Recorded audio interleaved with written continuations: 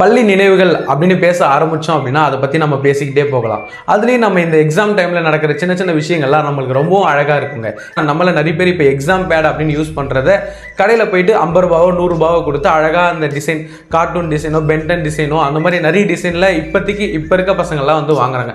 அதே நம்ம ஒரு 90s காலகட்டத்தில் போனோம் அப்படின்னா கேலண்டர் அட்டை தெரியும் பார்த்தீங்களா, தேதி கிழிப்பாங்களே, அந்த அட்டையை தான் வந்து பார்த்தோம்னா எக்ஸாம் அட்டையாகவே யூஸ் பண்ணியிருப்பாங்க.